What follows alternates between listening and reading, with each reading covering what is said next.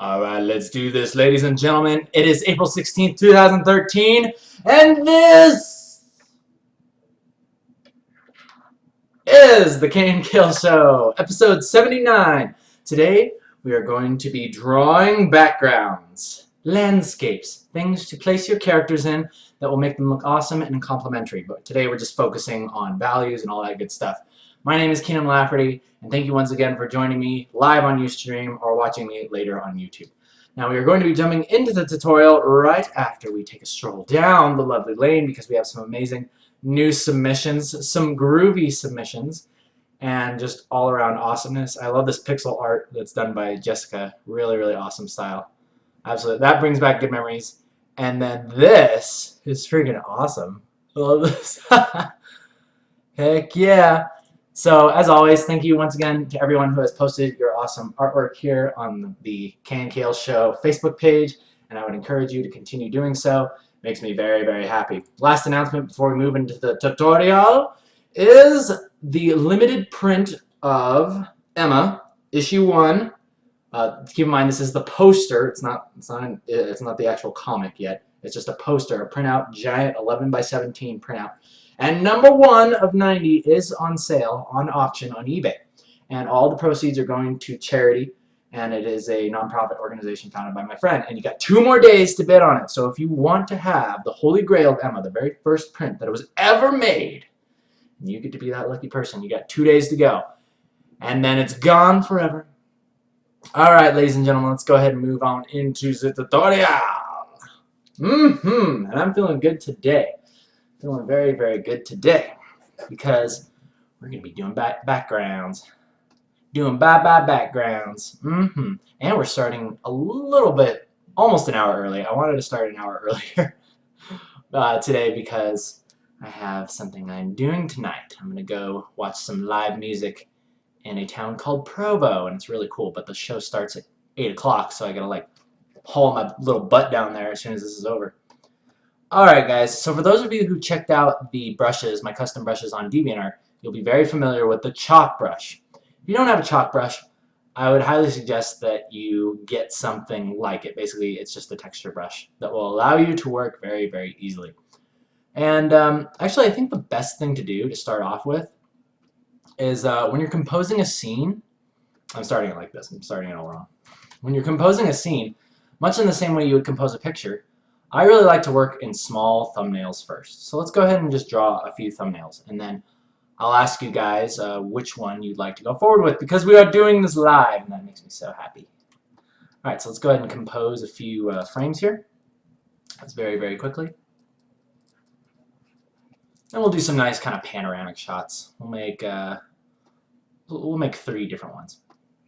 So let's do like a desert scene, yeah? So like a deserty scene. And what you're going to start doing is you're going to be composing your pictures in these small little boxes. This is where all the magic happens. Someone once said that you fix all of your big problems by working small, and you fix all your small problems by working big, i.e., you know, your giant composition, you want to start with a tiny thumbnail. And then for your little problems, such as your detail, you want to zoom in, make the picture big. Get it? Small problems work big, big problems work small. So there's a cool little dichotomy happening with that. So, alright, so the first thing you're going to start doing is the general rule of thumb I like to do when I'm composing my scenes is I start with the darker colors towards the front, right? Anything that's closer to you is going to be darker because there's less atmosphere between your eye and the object. And then as things go back, naturally, you're going to run into lighter shapes. So say we're composing a desert scene, right? So this is pretty simple, right? And it's very, very kind of flat, kind of straight across. So let's introduce some other elements in here. Imagine it's like one of those big duny kind of like giant hilltops, you know, with their hilltops of sand, you know, it's sort of like in Journey, right? The giant little mountain in the background with the light on it. So something like that, right? Now we can start to see a little bit more flow happening, right? I always talk about flow. You want to make your flow very, very nice. Nice. Alright, and then you want to think about like light is going to be hitting these areas, you know, of the sand. The light will be hitting here. Say there's like a little structure or something over here, and you can draw those things in. And notice how I'm almost working in just like levels of atmosphere going back, right? And it doesn't always do this, like it doesn't always go from dark to light. There oftentimes can be like really, really bright spots, and there can be darker spots behind them. But in general, when you're starting, it's a good idea, especially if you're just getting into this. In fact, I'm still kind of a new when it comes to backgrounds. So unless I have like a really nice reference where I can tell what's going on, usually I'll compose my scenes like this, with just dark fading to light. And that tends to work out quite nicely, okay? So once you start getting something a little bit like that, then you want to start throwing in, your light source. Let's actually just go ahead and fully rip off Journey here. And let's put the light source up here. Let's put like a shiny thing up here. There we go. There we go. I think it looked like that, right? I think it looks something like that. And then in general, the light on the horizon, like as it gets closer to the horizon, the sky usually gets brighter down towards that area.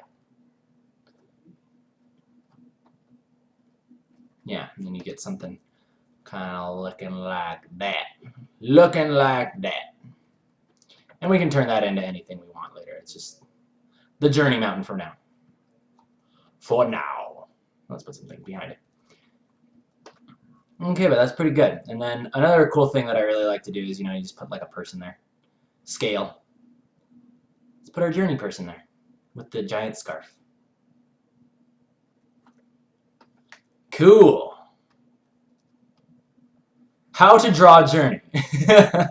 How to be a concept artist for Journey. That's what I'll name this. All right, so now you can see very clearly what's happening here, right? And then you want to think about like, okay, so the light is there, so you're gonna have like cast shadows and things like happening right here. From the character's legs, kind of like stretching that way. And those kinds of things are always fun to do. And then basically you can make an even closer thing. Like you could have like say you're like taking this picture from like inside of a bush, so it would be like even more things, even things closer to you here. And you could even have like a tree kind of like this. But because it's dark, it will appear as though it is in the foreground, right? You can have like something over here too, as well. That's the general rule of thumb when it comes to composing scenes. And this is always really, really fun to do. I really enjoy doing stuff like this. When I was doing thumbnails for the splashes at Riot, a lot of my work would start out like this. I would just do these thumbnails of the characters and the backgrounds just to kind of get action and flow and all that good stuff, right? Let's go ahead and like put some things in here. Let's go ahead and create a cast shadow here as well, right? Cast shadows. Cast shadows are cool. So let's put that in there. Yeah. See that? That's good. That's good, yeah. That's good, yeah. And put a little bit more darkness in the sky. A little bit more darkness.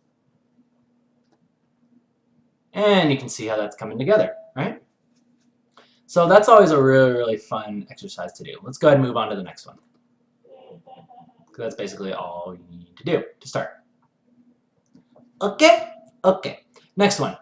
Let's do jungle. Let's do trees. Trees are always a challenge for me. So let's go ahead and try that out. Let's see what we can do with that. So let's do like a rainforest canopy type thing. And let's have like, you want to think about your focus, right?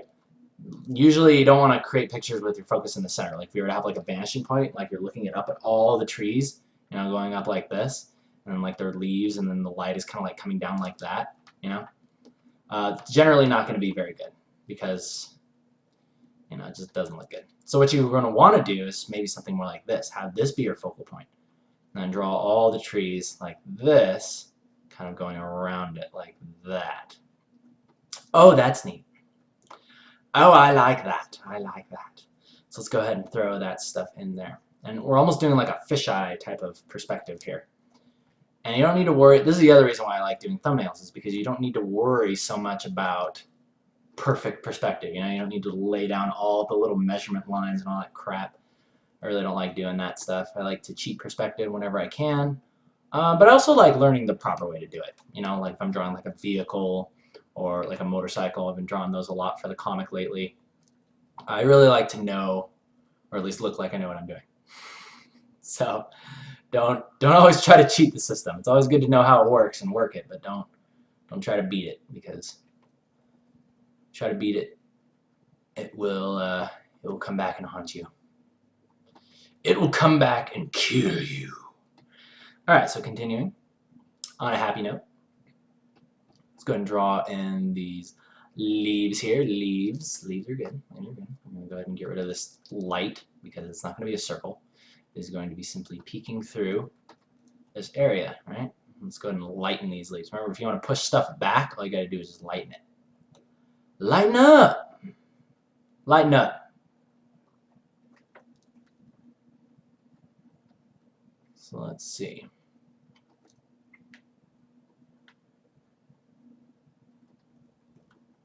Yeah, and let's just have like branches like this thing. Let's almost imagine like this tree is almost like right next to us.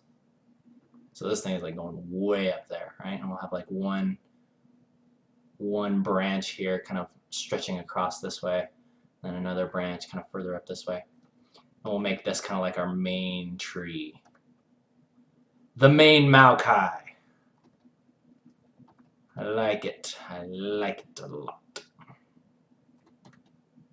And again, even as the branches extend further up, you want to lighten them up. Okay? So as this tree goes up into the air, notice how lightening it also helps to push it back. Lightening it up helps to push back the tree. Now we're getting somewhere, I think. This one might be a little bit of, I don't know. I don't like to quit too early. Do a little bit.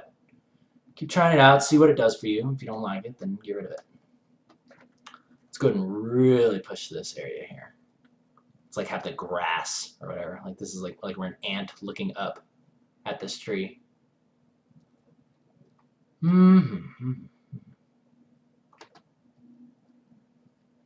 It's pretty good. Let's go ahead and zoom in now so you guys can see this a little bit better. I hope that you notice that, you know, you might be straining your eyes to look at what I'm working on here, but I'm keeping it this small on purpose. Remember, I'm working on my big problems by starting small. Then as I want to start kind of adding some detail to it in the thumbnail stage even, I'll zoom in.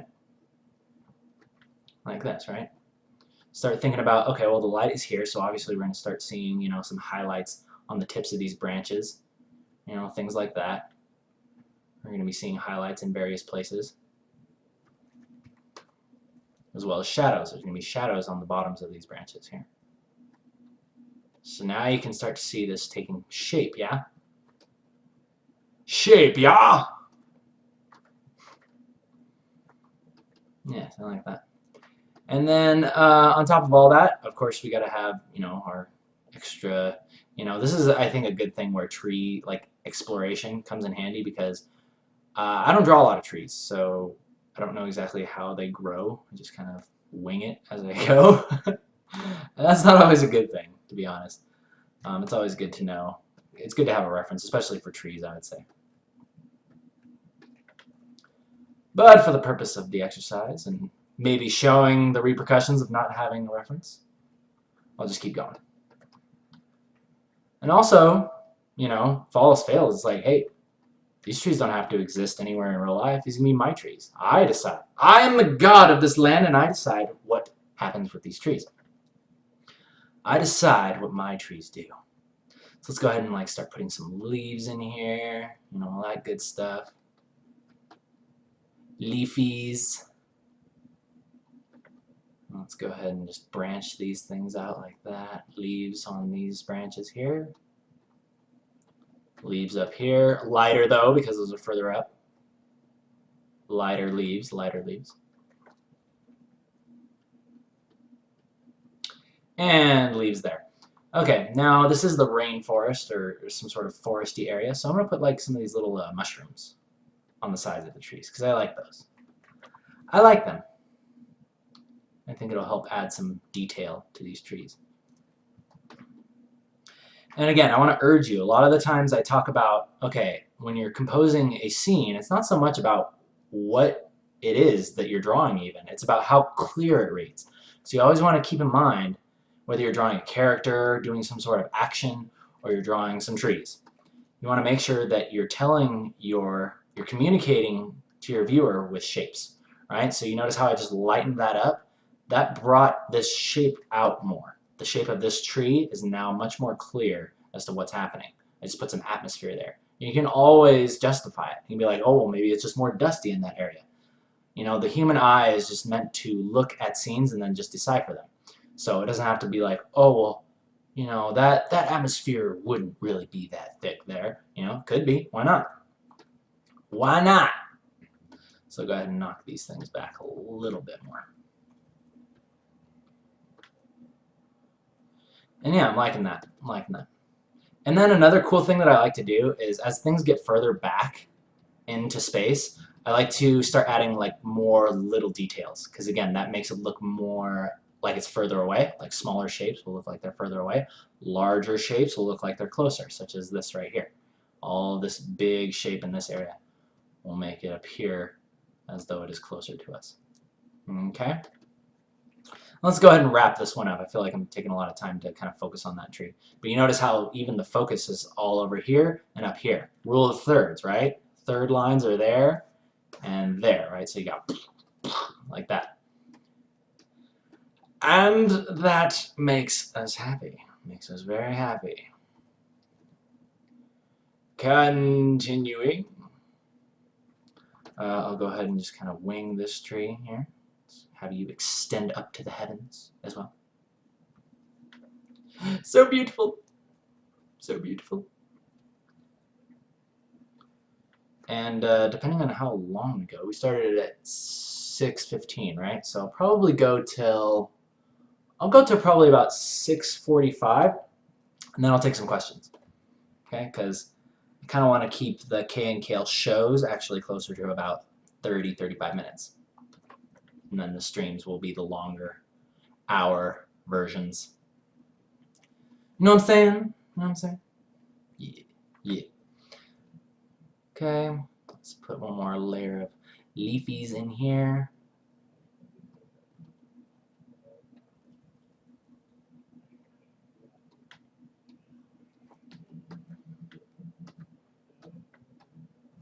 I want to put another layer of super close stuff here. So be like, boom. Grass. Aha! See? So there you go. It's pretty good. I would have honestly liked to see maybe this tree be a little bit in better perspective. But maybe that's something we could do with like the, you know, just like some illusion like that. We'd probably just allude to it by doing something like that. There's always a way to fix it. That's a little better. Okay, so there's scene number 2. And again, let's pay attention. What are the similarities between these two things? What do these two have in common? Again, very, very simple. Working in shades when you're composing scenes, the rule of thumb is as it gets further in the distance, you want your shades to become lighter. You want your values, rather, to become lighter. And yeah, basically. And you've got your darks in front, go back to lighter. Focus, you know how I put the character here. Notice how I would put him here as opposed to straight in the center of the picture, like this, with his scarf going like that. You know, that's not as interesting. Well, it's kind of cool. I don't know. Maybe it's kind of interesting. But just because I think you have like a balancing thing here and here and maybe here. But in general, I try to stay away from keeping things like right in the center, having your vanishing points all go to the center of the piece. Alrighty then. So let's compose one more scene. And then I forget what I was going to do. I think I was going to ask you guys just whatever one you want to see me go further into. I guess I can do that if we have time. I don't know. Might take me 15 minutes to do this next one.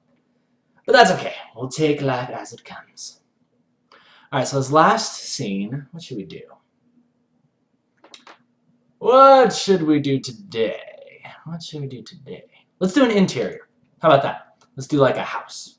Because this is another thing that I always dreaded. Like when I started doing my comic, I was like, oh, I'm gonna have to draw interiors of houses, and I was like, straight lines and furniture and sofas, just like all of these, you know, like man-made objects that have to be made with perfect perspective. But as I've learned, it's not necessarily the case. Okay, so let's go ahead and draw an interior. So I'll show you guys basically the same thing is going to happen. But what's interesting is with an interior is you may have some other interesting aspects at play here. So let's go ahead and draw something like this. And again, I must stress that I don't know exactly what's going to come of this because I don't know much about interiors, but this is basically how I start. Okay, so let's lay out the basic idea of what we want. Let's have like a little column here. We'll have like a countertop right here. Have floor here. Kind of goes back. There will be a door here. All right. So you can see the basics of this house coming together. Maybe there'll be a hallway that goes down that way. Okay. Hallway down that way. Thing here. So basically think about it as a box, right? Think about it as a box. This column is going to sit in front, right? Because we want to make it look like there's space back here behind this counter for the kitchen. Okay, so what's in the kitchen? What do we have in the kitchen? Okay, well you're obviously going to have like a little fridge here. Right? Let's put the little fridge. Let's put like a sink here. All right, that type of thing. And then I'll probably have like a little window. Actually, wait a minute. Whoop! Let's have a window right there. Good. Good. Good. Good. Very good. I'll have the door. Actually, handle needs to go on the other side. Okay, so now let's go ahead and move on into the next part. So for interiors, I really like to think about it as there's going to be a lot of shadows happening here, right? The only light that you're going to be having is from the outside, if it's a daytime, or from the inside, right? If it's interior lighting. But most of the time, especially working in, you know, post-apocalyptic type of sceneries, you're going to just be having the natural light coming from outside. So you want to think about where your windows are going to be, right? The main light source, and you want to think about where the sun's going to be, if it's going to be shining straight into the house. But most of the time, it's going to be kind of like a soft, diffused kind of skylight. But for now, we'll say, okay, so this is the main light source. This is our major light source, rather. So that's going to be coming in like this, and it's going to be spreading throughout the house and then bouncing around every single direction. And it's up to us to calculate how that is going to be interpreted to the human eye. So let's go ahead and start with that. So first off, we want to figure out where our direct light is going to be hitting, right? So that's going to be hitting here on this countertop. It's going to be hitting the edge of this little pole here. Everything on the side of the window is going to be just a tad bit darker, right? But it is also going to be hitting this area down here, you know, like the counter of the sink. And so now we're running into the very first problem. We're running into the problem of, okay, there's light on the countertop of the sink and there's light on the countertop here. And they're kind of the same. If I were to draw these together, they just blend into one shape. So how do I make it so that one appears brighter than the other, or that they're different, right? And basically this is going to be a question of value. So basically you're going to have to knock one back and you're going to have to make one darker. In this case, I'm going to make this sink a little bit darker, like this, right?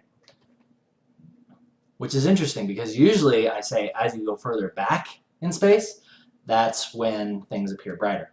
But I would imagine that because of the angle that we're at, we're going to be getting more of the reflected kind of specular coming off of the countertop there, and it's going to appear brighter to us. Does that make sense? You know, like when you know, like people sunning themselves with like one of those reflective things, you know, just because if one of those was closer to you and it was reflecting the sun right in your face, it would be much brighter than something in the background with the sunlight just kind of shining on it, you know, like some grass. And that's not going to blind you with the sunlight bouncing off of it as much as the countertop because of the angle. I'm guessing. I think that makes sense. In the land of Kienan, it does, so therefore it is law. Okay, so just adding a few more things in there. Let's go ahead and kind of close this countertop off. Now here's another interesting thing. You want to think about other windows that are open, right? Other windows. There could be a window behind us that's open. So because of that, you'll want to think of, the carpet being lit up. The carpet could also be kind of being lit up by some windows that could be behind us.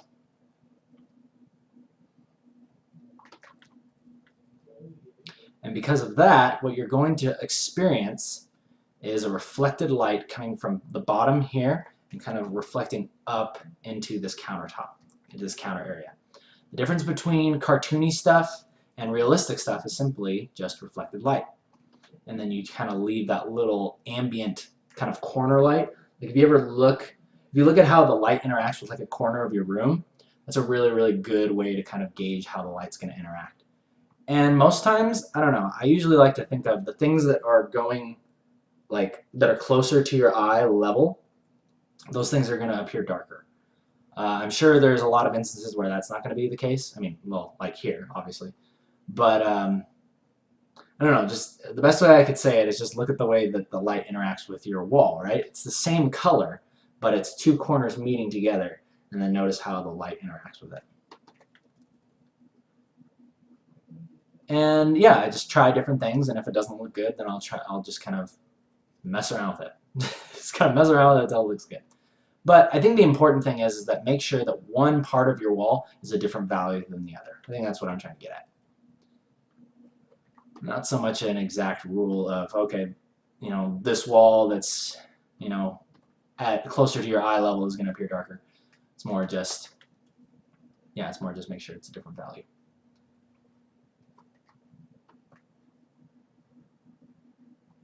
Alrighty. So let's go ahead and also think about the light that's kind of pouring in through here is going to make this part of the carpet a little bit lighter. And you want to think about that light is kind of like spilling in onto the carpet, right? But this column is going to be blocking it.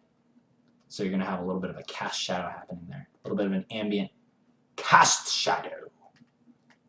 And you can start to see very quickly how this interior is coming together.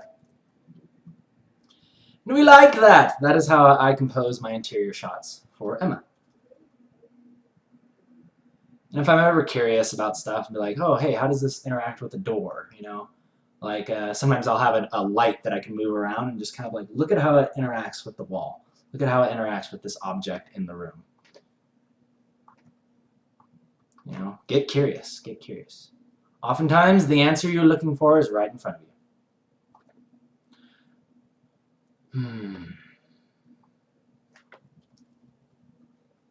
Alright guys, so while I am finishing up these pictures here, if there's any of them that you would like to see me continue forward with, please don't pick the interior one because I don't really like that one.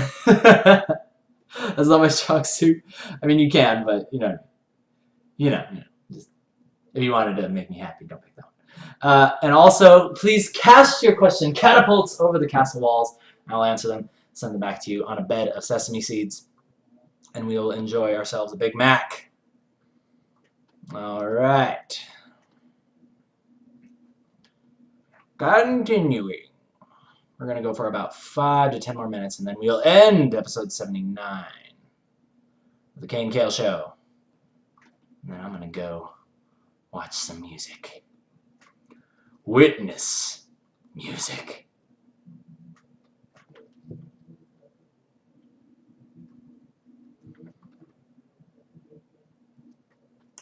Not bad, not bad.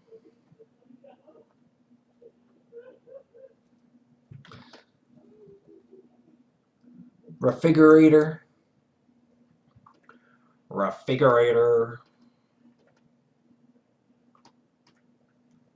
Yeah, I should learn more about interiors before I give it a tutorial on that.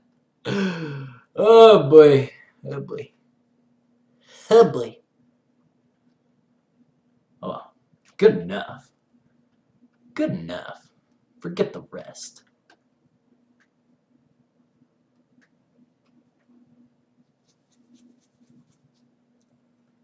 And I guess the best thing to do, like, you notice how I just did that? Like, I knocked that entire area back? That really helped out a lot, I I think that helped kind of push the illusion a little bit better. Play around with your values, and you can do stuff like this. Be like, okay, I want to bring this entire shape further, right? So you do that. Bam. Now it's closer to you. Simple. Effective. Yeah, see, that's basically all I do. Stuff like that.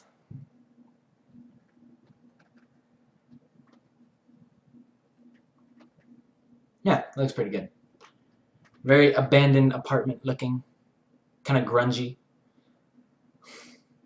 It works well with the zombie comic, I'll tell you that. I don't know if I could get away with it in another comic, though. I'd have to be using a lot more reference. But I like the challenge, too, you know what I mean? I like the challenge of doing things that I haven't done before. Just kind of figuring out what works best for me. Alright. So let's go ahead and see what you guys got. What do you guys got?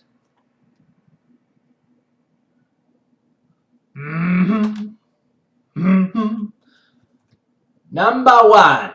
Alright guys, I'm going to continue with number one. And I'll just continue with that, and then I'll answer the questions that you have for the next 5 or 10 minutes, and then we will end.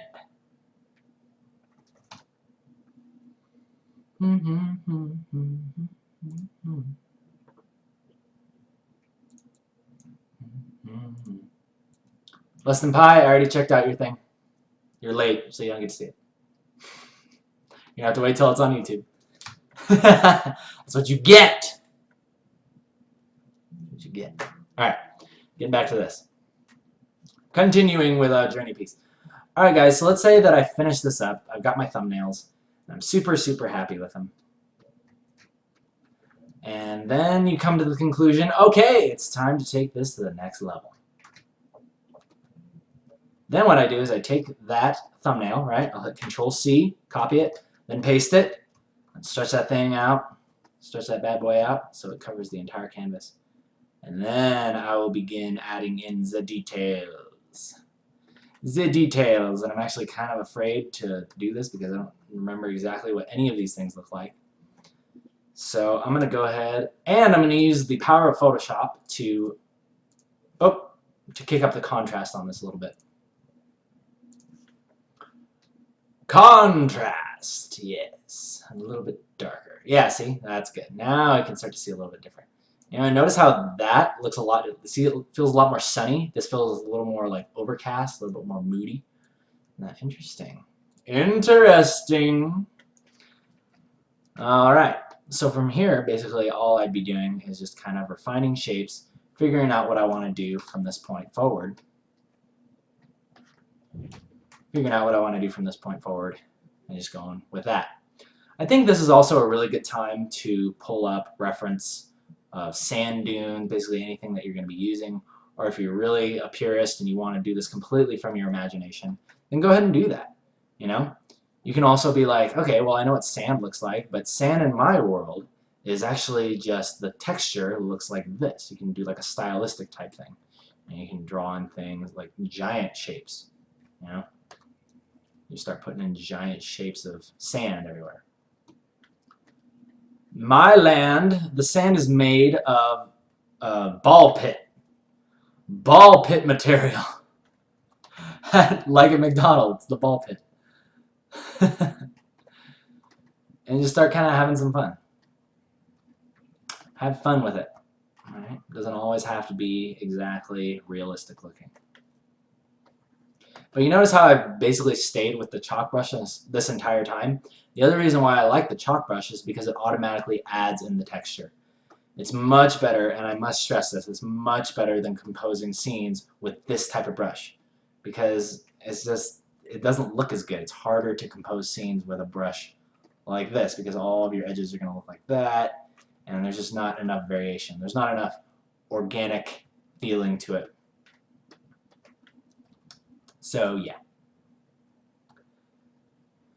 Okay.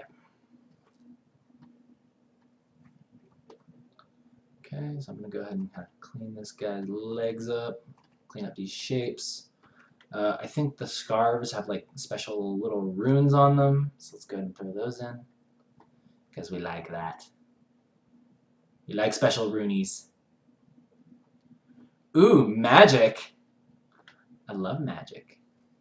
It's so magical.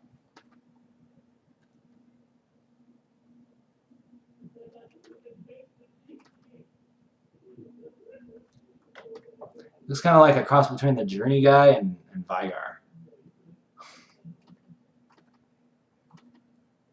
Or Vagar. Let's put some light on that thing. Yup. You see what I'm doing there? Basically it goes from that to that. You're going to start refining your entire landscape in that same fashion. Let's go ahead and throw in some KNKL awesome trees. How about that? KNKL trees of awesome. But don't follow the rules of the earth.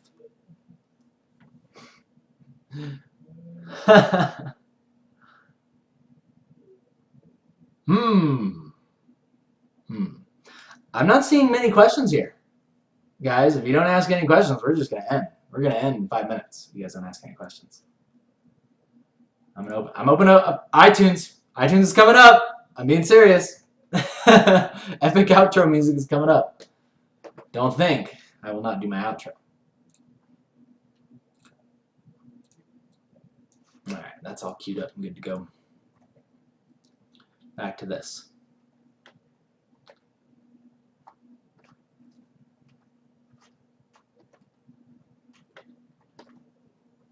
You can ask things such as, what is your favorite type of pie? And then I will say, less than pie. What is your favorite type of dog? And I will say, mix of Labrador and Rottweiler, because that's what my dog is. You can ask, what is your favorite sugar cereal? And I will tell you, Kix. Well, it's not really sugary. Captain Crunch. Why not? Captain Crunch. Also, Reese's Puffs are dang good. Oh. But they're so disgusting. Like, you can't, like, stock up on Reese's Puffs because after you've had one box, you don't want to have another one for, like, another 8 months. You're like, nope, I'm good. I'm good, thanks. I'm good. Forever. Shiny light. The shiny light. Ooh. That's neat. Also, clouds are another thing. Clouds are probably the only thing I would say really get some good reference for. Because, like, if you have a piece where it's focusing on the clouds, you definitely want to have a good sort of reference to base it off of. Because it really helps. Clouds take on some of the coolest shapes you will have ever seen. And it's just like, sometimes you can't come up with that stuff. Sometimes you just can't. It's God's art, as I call it. The art of the universe. Alright. Throwing some more clouds there. Clouds there. Favorite color is orange. Less than pie. Favorite color is orange because I like traffic cones. They're just fun to play with. Orange is cool because it's just one of those colors that demands attention. It calls for safety, and it calls for danger. In nature, right? Because all those lizards with like the orange bellies, it means, hey, don't eat me because I'm poison. They tell the birds, hey, don't eat me. It's actually safety for the birds, right? Safety. They're like, it would be safe to not eat me because I have an orange belly. You guys are asking all these like basic questions. Favorite number? Favorite number is 11. Favorite number is 11. I don't know why. I don't know why though. I think year 11 was just a good year for me. I think that was when I decided it. When I was 11 years old, I was like, this was a good year. Favorite number. Prior to that, I don't know what it would have been.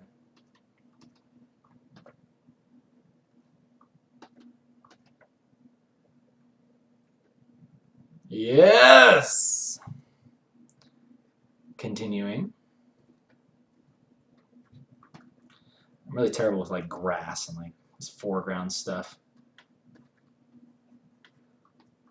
Gotta figure out a way better. There's gotta be a better way. There is. And I'll find it. I'll find it because I will seek for it.